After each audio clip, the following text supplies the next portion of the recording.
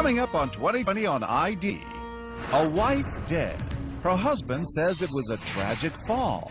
But is he a grieving widower or a money-hungry manipulator committed to murder? This man has killed my mama. A suspicious family reeling from grief. I am desperate for someone to give me an answer. And out to learn the truth about this convicted felon with a trail of angry ex-wives. Wife number 3. I felt like I was being poisoned. Wife number 4. I'll be honest with you, if something happens to me, he needs to be investigated. And wife number 1, choking on a throat lozenge? Now another wife dead, and she left clues behind. We turned that house upside down. We were digging. Her hidden journals, Nothing but take. police recordings, Do you remember her falling? and a new wife, number 6, just months after wife number 5 was laid to rest. You want to know whether or not you murdered Shirley? No, I did not. What a grieving family does when there's nothing to go on except sneaking suspicions. Welcome to 2020 on ID. I'm John Quinones. Few things were more important to Shirley Seitz than family. Even at 59 years old, she talked to her mother almost every day. So when Michael Woolschlager waltzed into her life, he took on both a new wife and a new family, one fiercely protective of a woman with a sizable fortune and an even bigger heart. Then, when Shirley was found dead in her bedroom, that family's nagging suspicions turned into outright accusations. Was she the victim of an accident or something more sinister? In 2013, Jim Avila first sorted through the clues and brought us the story of a troubling death in a small southern town. Down around Mobile, Alabama, near the Gulf of Mexico, a short drive takes you through Loxley, once a sleepy lumber town, today famous for absolutely nothing. But now, on a street called Camelot, in a house that here passes for a castle, there is no bright, shining moment, just a dark mystery of sudden, unexplained death. This interview is with Michael Allen Woolschlager. The husband who is not a suspect. This is in reference to Mr. Woolschlager's wife. The wife who died suddenly, Do you know the cause of death? but was not murdered. Do you remember her falling? Unless she was. As she falls back, she's going to strike the floor pretty hard. What do you think really happened, Chester? Man, I hate to say this. I think someone murdered my sister. Shirley Seitz fell for Dr. Mike Woolschlager. Fell hard and fell fast. How do you do to I do in 3 months flat? But Shirley wasn't his first bride, or his second, or his third, or even fourth. Shirley was number 5. Some with tales to tell about their marriage to Mike, and more importantly, how their marriages ended. To be fair, this was wedding number 5 for Shirley, too. And up in northern Alabama, Shirley's family, the Thomases, wanted to be happy for her, but they could not.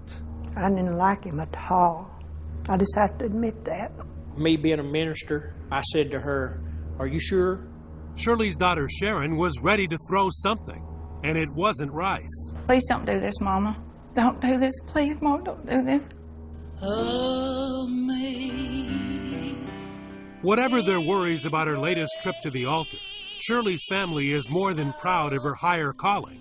She was an evangelist in search of a flock, preaching the Bible, spreading the gospel, and singing it too.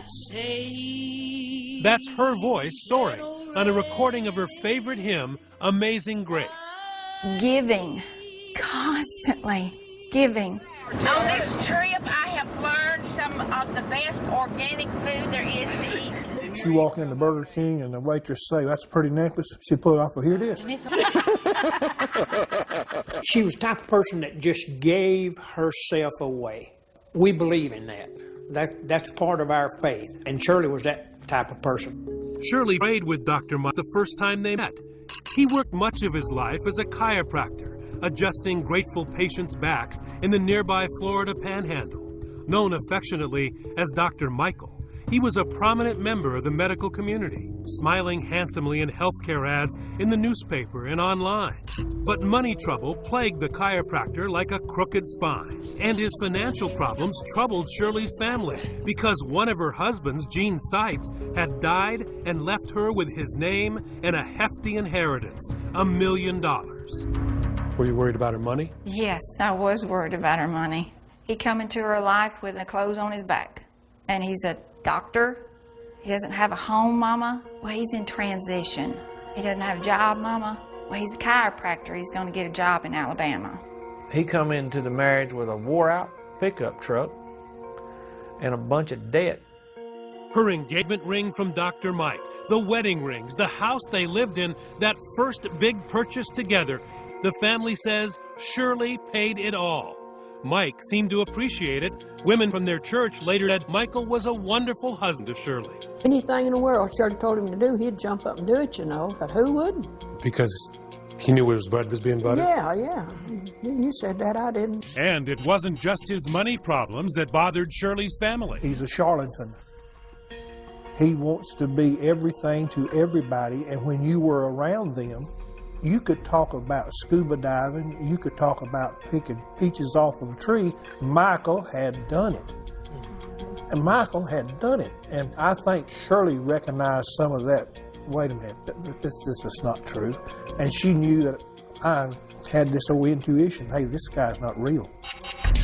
Still, love, marriage, and pushing the grandkids' baby carriage, Shirley's family made room for Big Mike. And even the doubting Thomases could not guess for better or for worse was about to get a whole lot worse. 4 years into the marriage, something is wrong with Shirley. Months later, in a recorded interview obtained by 2020, Dr. Michael would tell investigators Shirley had been ill for weeks, food poisoning, thyroid problems, and to cap it off, a stubborn migraine headache. She gets bad migraines maybe 2 or 3 times a year that last 3, sometimes 4 days. Shirley's little brother, Ricky Thomas, her closest sibling, who had even grown to like Mike, speaks to her on the phone. And I said, hey, what's going on with you, girl? And she said, I'm just not well. Just pray for me. She was so out of it, she just didn't even want to talk to me. Shirley's mom, Myrtle, and her brother, Junior Thomas, drive 5 hours south to the house on Camelot to see what was what. I said, come to the door and let us in. She said, I can't get up. And I said, what do you mean? She said, I feel so bad I can't get up. The family says they'd never seen Shirley like this. She had a terrible headache. She was really sick. The family says Mike tells them Shirley might have fallen down these stairs a few days earlier while he was away, knocking down a potted plant. He later tells investigators too. I sat here with her mother and asked her, baby, do you remember falling down those steps because that plant was knocked over? And she almost got irritatedly mad at me. And she said, I did not fall. Myrtle and Mike nurse Shirley through the weekend. They try to get her to go to the doctor, but Shirley keeps putting it off. Mike gives her migraine medicine. It seems to do a world of good. And by Sunday night, Shirley is even sitting up, eating, and talking. I said, now, Shirley Faye, you better lay down and go to sleep. We don't want that to start back again. And that's the last words I ever said to her. The next morning, Mike, who said he had been spending his nights on the couch and checking on Shirley through the night, goes into the bedroom once again. And she wasn't responsive. So I walked over and I turned on the light, and her lips were already blue. Mike yells for Myrtle. She's not breathing. Call 911. Steve Brannon is a former FBI agent, now a private investigator hired by the Thomas family. He showed us around the house on Camelot. So when Myrtle gets in here, what does she see? She sees Shirley on the floor by the bed. On the ground? On the ground, and Michael beginning CPR. Myrtle knows it's too late. And I said, Mike, Shirley's already gone. Shirley is dead. Precious. She was precious. If I can be a third of the woman that she was, I'm blessed. I loved her. She was my best friend, Jim. And she didn't deserve what happened to her. At the hospital where Shirley is pronounced dead, a distraught Dr. Mike demands answers. First thing Mike said, I'll never forget it. He said, well, I want an autopsy. Mike says he was desperate to know whether he could have prevented Shirley's death. I said, I'm trying to get a handle on what's going on, because not only have I lost my wife, but now I don't know whether I could have saved her if I could have gotten her to the doctor. And things are about to get worse for the grieving widower, because as they begin to settle the estate, Shirley's family turns on it. Chester is sorting through Shirley's fortune, what's left of it. What happened to her finances? He soaked her dry. I don't know other way to put it. Still ahead, Dr. Mike gets his answers. An autopsy reveals the cause of death, and it was no migraine. But was it the other M word? Stay with us.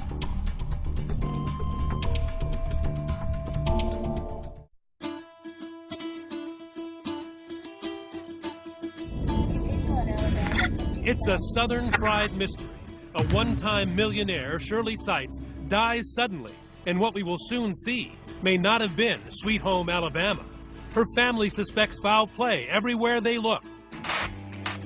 And Dr. Michael Wussleiger, they're looking at you. He just didn't act right.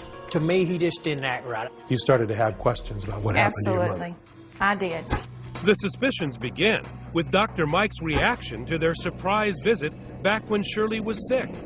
Dr. Mike tells investigators in that interview obtained by 2020 he was happy to see his in-laws.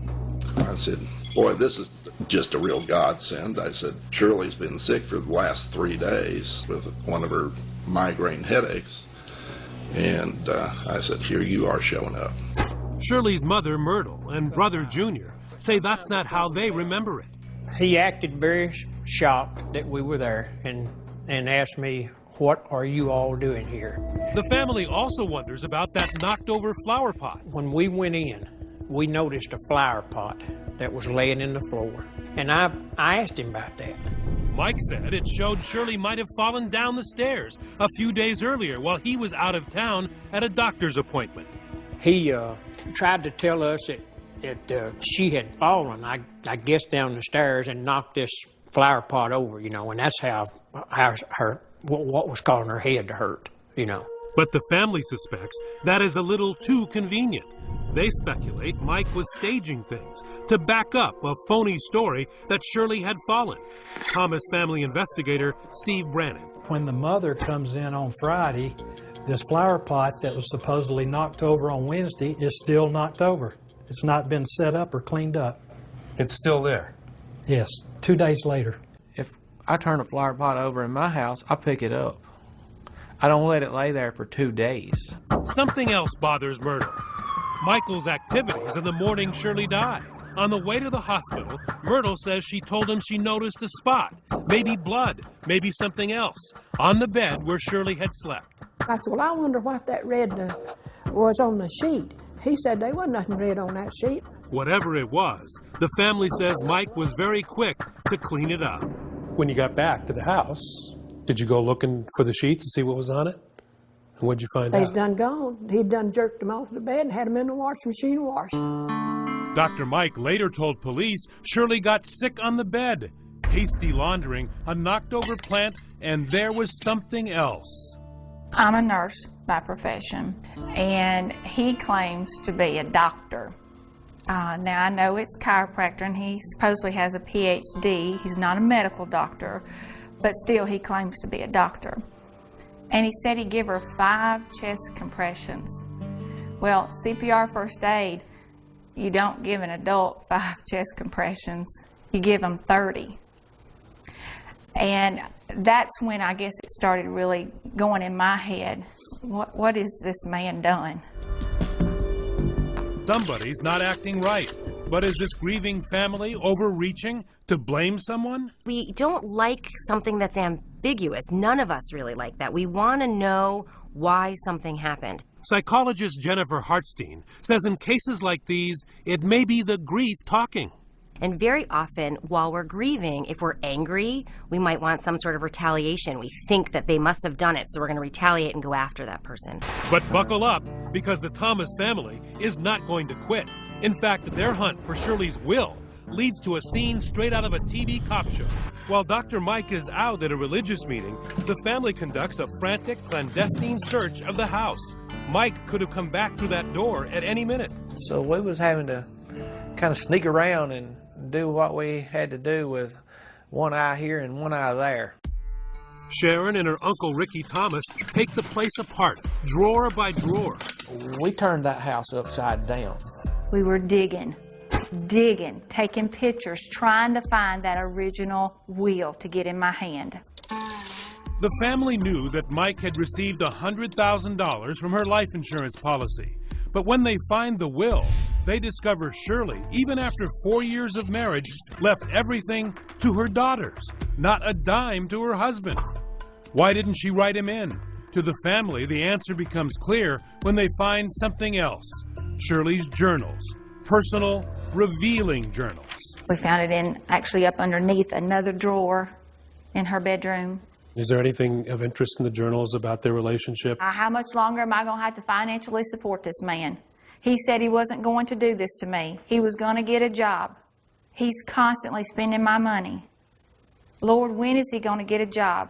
Later, when police ask Mike about his marriage, he paints a totally different picture. How would you describe yours and Shirley's relationship? We had an absolutely marvelous relationship. Shirley and I were the epitome of just exactly what a husband and wife are supposed to be.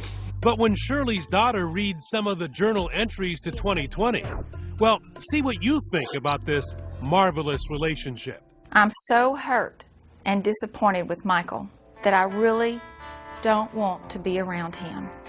I'm angry at him and let down. Nothing but take from this man. No giving. I'm not a wife. I'm a bank that is taking care of all of his financial needs. But did Shirley know just how much she was supporting her husband? He took $100,000 out of her checking account 30 days before she died. Or 33 days, I think, before she died. Do you know what happened to that money? I know who it was wrote to. The check was wrote to a company that he owns. Clues to an unhappy marriage, but no smoking gun. But just to be clear, her complaints about him were mostly about financial. Financial, yes. I never saw any communications in regards of him being physically mean to her, just financially. And she wasn't frightened of him? No, she didn't make indication that she was scared of him in the journals, no. So Shirley's family turns their investigation in another direction, Mike's long matrimonial history, and comes across the odd tale of wife number one. Her name is Lynn. I said, Ricky, I need to tell you some things I found out about Michael. The family had discovered what is to them a very strange coincidence. Shirley's daughter Sharon arranged to meet her Uncle Ricky to tell him about it. I knew that it would be upsetting, so I just asked Ricky, let's just ride up to the cemetery. They come here to, of all places, the High Rock Cemetery, where they had buried Shirley less than 2 weeks before. Right beside Shirley's grave. Among the shadows of the tombstones, it's an oddly comforting place where they can feel Shirley's presence and where Sharon can broach a difficult subject with the one family member still close to Mike. She shows Ricky an old yellowing newspaper article, a brief story about the sudden death of a young woman in Gainesville, Florida in 1977. Lynn Wolfslager, Mike's first wife. The article says a 25-year-old woman apparently choked to death Friday on a throat lozenge. Choked to death on a Cepacol lozenge. That's what her death certificate says. It appears there was no police investigation. Sharon and the rest of the Thomas family say they find two things strange about that. First, an otherwise healthy 25-year-old woman chokes to death on a cough drop. Second, they say Michael had always told them a different story. He told them his first wife didn't die suddenly. She died a slow, painful death from cancer. Michael had told us the entire time that he was married to Mama that Lynn had leukemia. And that's how she died? Yes, that's how she died. And that when she died, he was holding her hand, consoling her in the bed. He never mentioned a throat lozenge? It made me wonder, well, what else has he lied about? What else has he lied about? For the answer to that question, we take you to Chipley, Florida, and a suspicious fire in Dr. Mike's past, nearly 20 years ago. I was approaching this place of business here. I detected smoke, seen smoke. Lieutenant Tillman Mears, in plain clothes now, was a rookie patrolman back in the day. He says Dr. Michael, as everyone called him, was the go-to chiropractor in town, especially for female patients. One night, his office caught fire. The doctor was found standing across the street, just watching it burn. My first question was, why didn't the doctor call the fire department? Instead, he tells an incredible story. Someone trying to kill him set the fire while he was trapped inside. He said he woke up smelling smoke and had to fight his way out of the burning building. Escaping by karate kicking through a burning wall barefoot, but when police check his feet, there's no burns, not even a scratch. Mears says the skillful chiropractor was twisting the truth. He thought I was going to go away, I think, and believe what he said. But the cops say Dr. Mike's story stunk, and so did he. Once I approached Mr. Wassenlegger, I detected the smell of diesel fuel on his person. And that was before they found the can of diesel fuel and a match and the suspected motive. He was flat broke and after the insurance. Dr. Wassenlegger was arrested, tried, and convicted of arson. And one thing stayed with the policeman after all these years. He says Dr. Mike threatened him. After the jury had come back with a guilty verdict, he turned and told me that I'd pay for this. Dr. Mike was the one who paid, although he got no prison time, just 15 years probation. And with the surrender of his license, it was the end of his career as a chiropractor. But for Shirley's family, it was evidence of much more. Dr. Mike, when he is broke, they say, is not above committing a crime or inventing a whopper of a story to cover his tracks. Who had the motive? Who had the opportunity? Who has lied in the past? Trying to answer that question, we contacted Mike's second wife, Paula. She says he never harmed her. Even so, as you've seen, he's no choir boy. In fact, he's a convicted criminal. But capable of killing? Who says? She does. The other ex-wives are now coming out of the woodwork with startling stories of their own.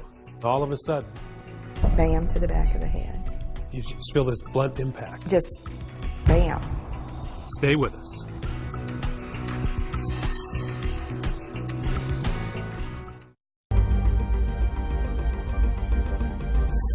In broad daylight, in the middle of the night, there are a million ways to die. But the criminal justice system really only concerns itself with one: homicide.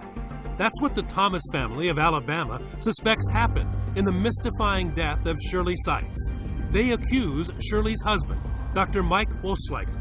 I intend to see that he's dealt with, and he can take that to the bank. A flicker of suspicion about what happened in the house on Camelot Court is now a raging five-alarm mission for what they see as justice that has fully engulfed 3 generations of the Thomas family and leads to 2 more of Dr. Mike's 5 wives. So I just get on the internet and start Facebooking. Relentless, Sharon has tracked down yet another wife, number 3, Gloria Potts. I said, well, I would like to talk to her. I just want to find out, who is this person that we thought we knew? Gloria says she knows things about Dr. Mike.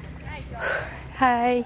Give me a hug. 2020 was there when Gloria met Shirley's family face to face for the first time. What could have been the most awkward family reunion ever. Relatives of the 5th wife meeting the 3rd wife. It's the Dr. Mike Ex-Wives Club bonding over their shared suspicions. It's so good to meet all of y'all. Absolutely. To be able to let y'all know how I feel. And I'm so sorry. Of course, Mike is missing, and so is Shirley. It brings back a lot of memories.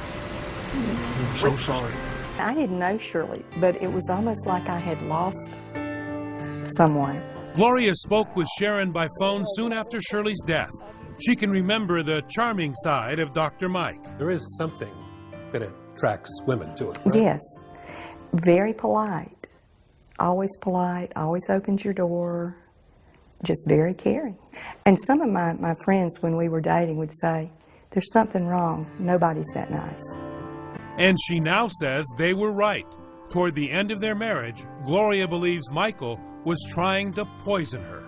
I felt like I was being poisoned. I really did. You got sick?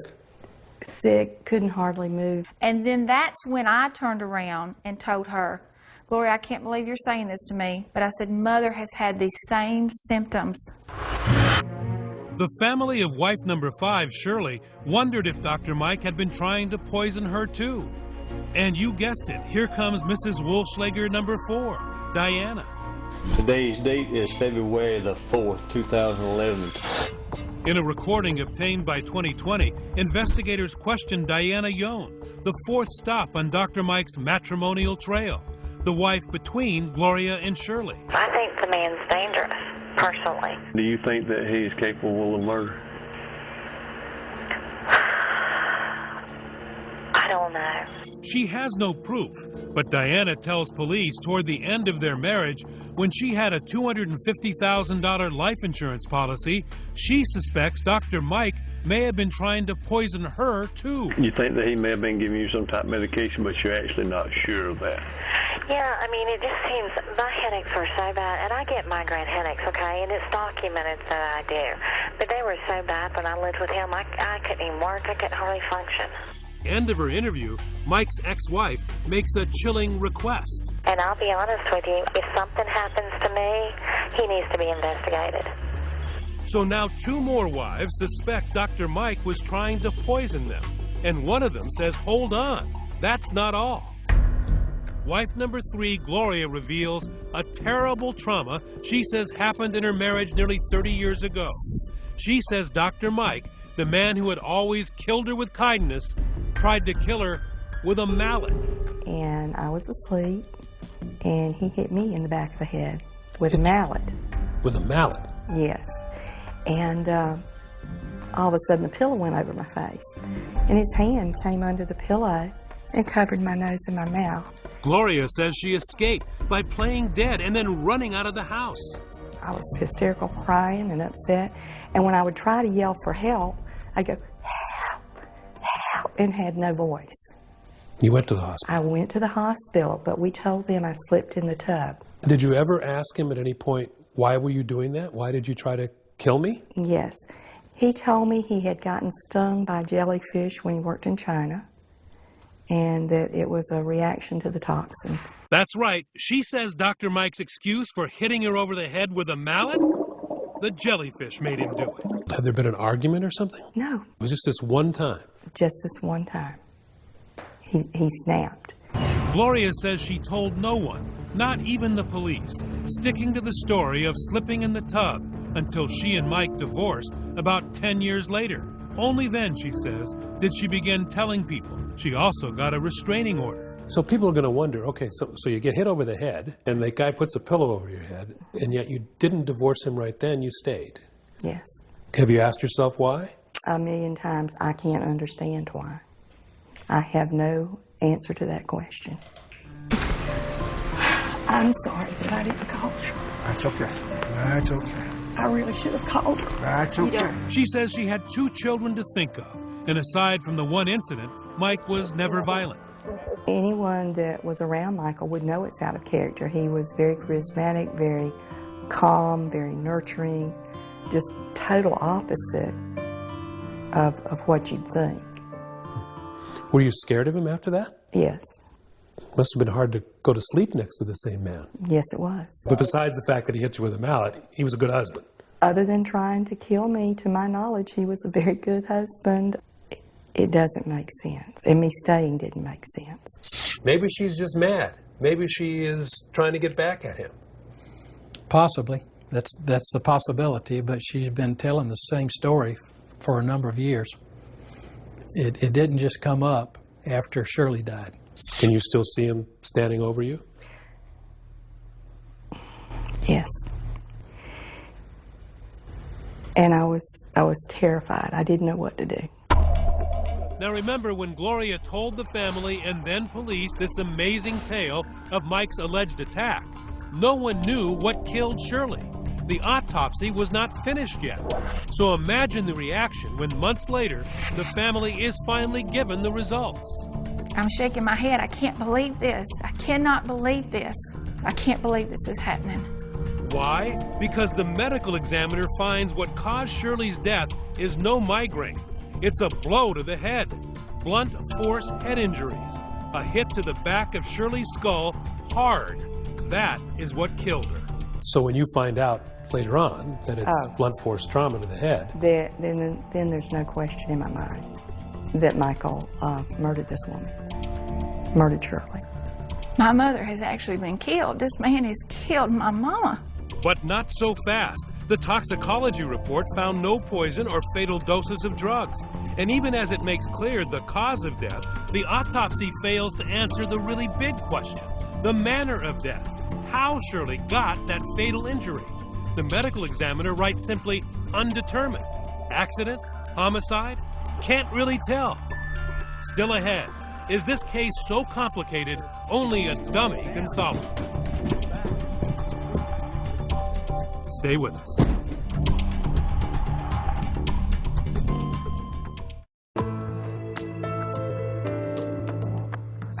The autopsy on Shirley Seitz has been released. Her family had believed it would prove she was murdered, but they were sorely disappointed. Shirley did die of blunt force trauma, but the question remained, how? Once again, Jim Avila. It is a deadly game of 20 questions. Perhaps first, does this stairway lead to accidental death? Or as the family of Shirley Seitz believes, is it a fatal spiral to foul play? My theory is that my sister did not fall downstairs. 3 people go to sleep in this house on a winter night in Alabama. Only 2 wake up. The husband, Dr. Mike, says maybe his wife fell down the stairs a few days earlier. But no one, not him, nor her mother, who was there, saw or for that matter heard Shirley Seitz die. So what happened? No better words. Slammed my sister's head against a wooden floor or against something hard. Fractured the occipital bone in the back of her head. Dislocated her brain from the front of her head. And she died from the results of it. So is that possible? We summoned 2 top experts. In the field of forensics, a medical examiner. In the field of falling down, a dummy. Dr. Bill Mannion, a private medical examiner from New Jersey, has conducted thousands of autopsies. Very difficult. I mean, this is the kind of case that exasperates pathologists because we can hear all kinds of hearsay and complaints of family members, but again, to go into court and say beyond a reasonable doubt that this is a homicide, it would be very, very difficult.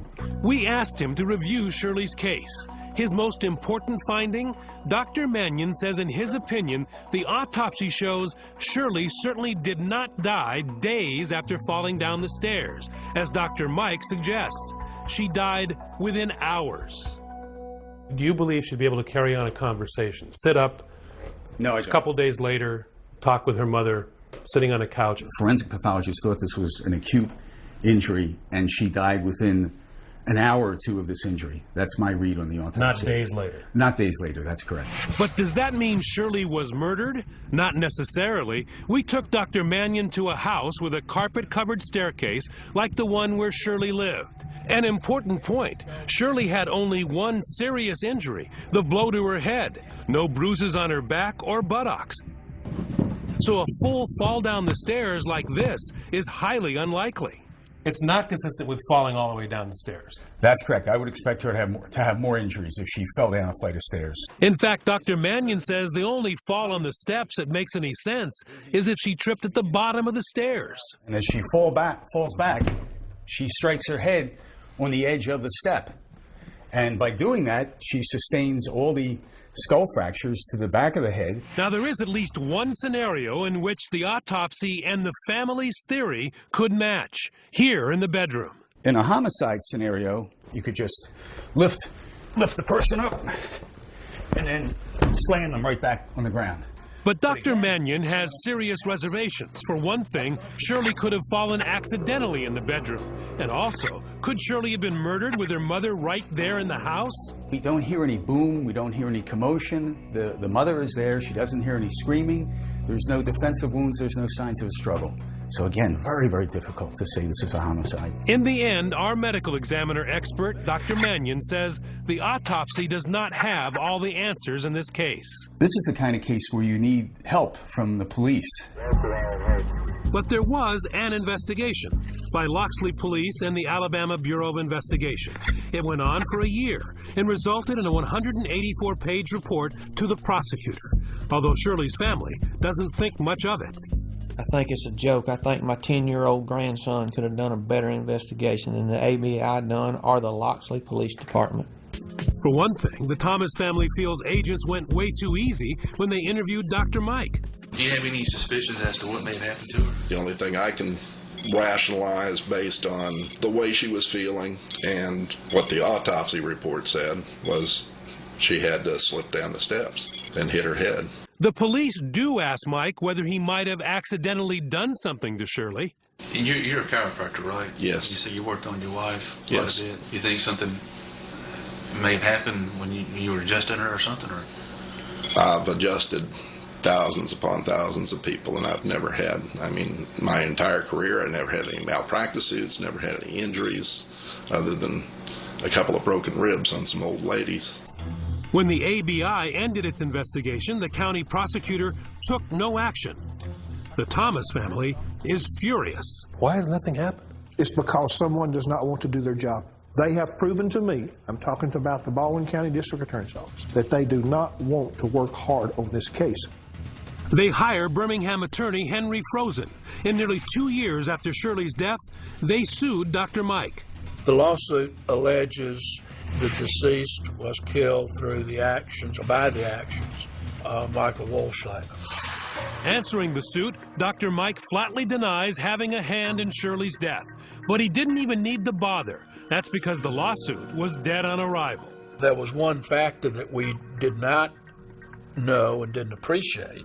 It turns out that back when Shirley's daughters settled her estate, they had agreed not to sue Mike. And sure enough, the judge threw out the lawsuit, leaving any legal action in the hands of the criminal justice system. Still ahead, an unscheduled appointment with Dr. Mike you won't want to miss. We just want to know whether or not you murdered Shirley. And be sure to RSVP. You're about to meet wife number 6. Stay with us.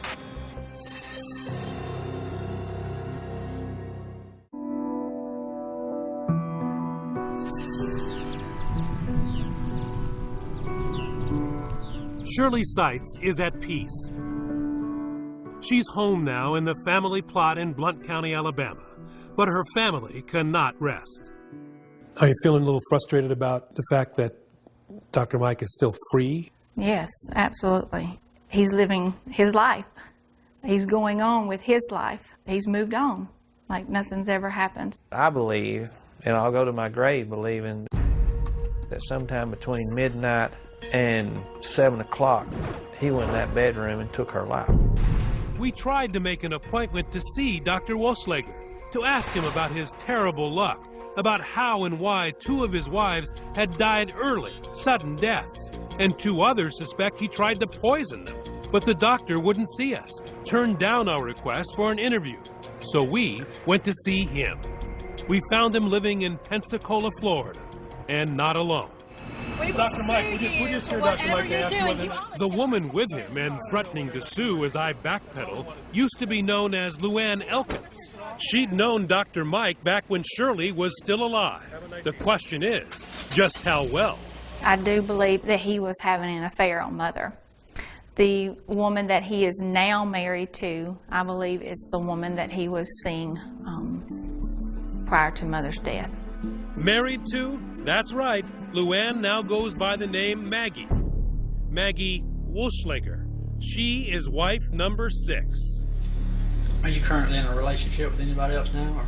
Or? I go out with people just to be with them. Her name had come up in Dr. Mike's interview 3 months after Shirley's death when police asked about his love life. I've been to the movies with Luann, and I've actually babysat Luann's 2 sons. Not really dating. I mean, I see. Well, none of them are dates per se. No.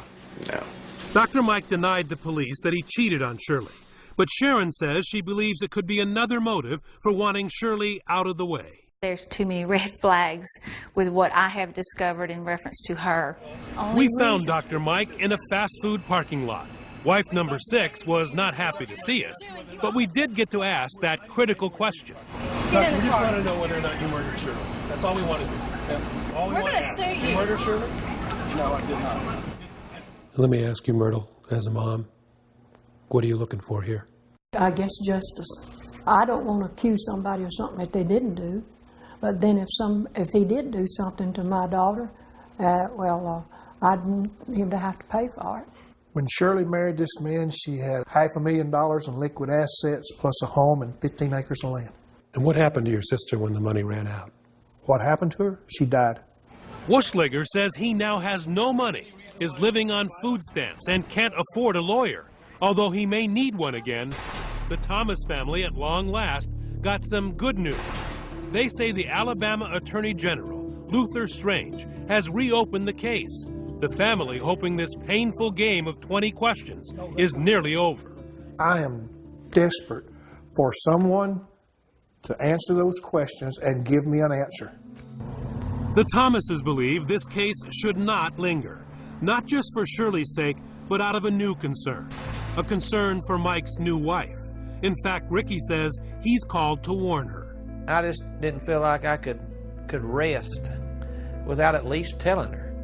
And she got very defensive, and I said, hey, that's okay. I'm just calling you to warn you because I wish somebody had warned my sister. We've had a good trip. Good trip. The family says Mike may have replaced Shirley, but they cannot. It has been a long road. Mother was my best friend. She was just close to me, and it does hurt when I can't leave work and call her, or when I can't tell her, hey, guess what your grandbaby did today. So it hurts. I'm ready for closure. I think we all are. We're ready for closure.